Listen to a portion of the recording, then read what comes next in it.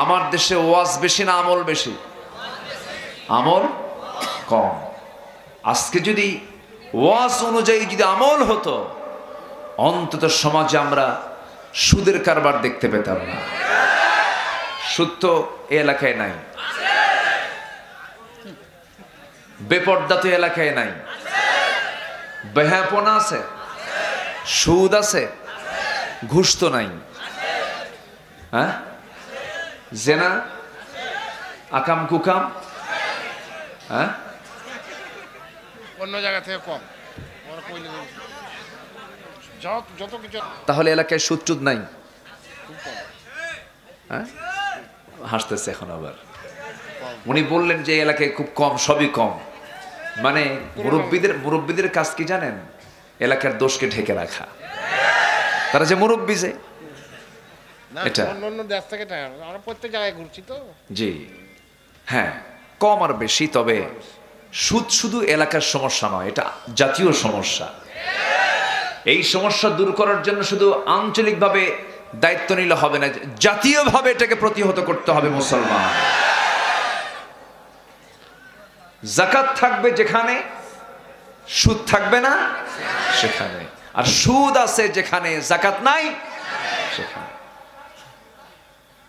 আজকে যদি শুধু একটা পরিসংখ্যান দিই, আজকে শুধু যদি ব্যাংকিং হিসাব অনুযায়ী যদি যাকাত আদায় করা হতো, প্রত্যেকটা ইউনিয়নে যাকাতের টাকা জমা হতো 43 কোটি টাকা।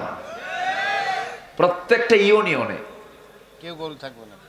তাহলে বলেন, তাহলে গরিব থাকার কথা? কিন্তু আমার দেশে মানুষ বেশি না চোর বেশি?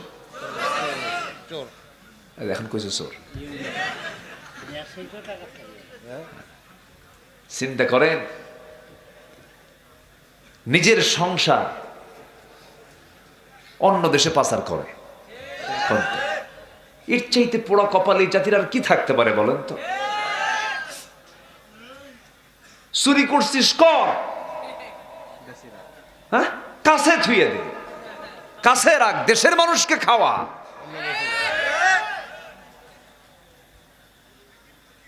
এটা কি দেশপ্রেম? এটা কি দেশের প্রতি ভালোবাসার লক্ষণ? এগুলো কারা দেশকে ভালোবাসে আর কারা দেশকে ভালোবাসে না জনগণ ভালো করে জানে। শুধু প্রশাসন ছাড়া রাস্তায় নামো, জনগণ কাবাবার সালাদ বানায়া ছাড়বে।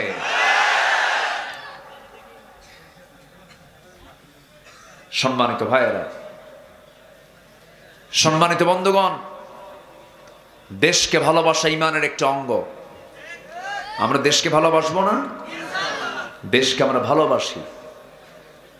কোন অন্যায় কাজ করব না, অন্যায় কাজ করতে দেব, হতে দেব না।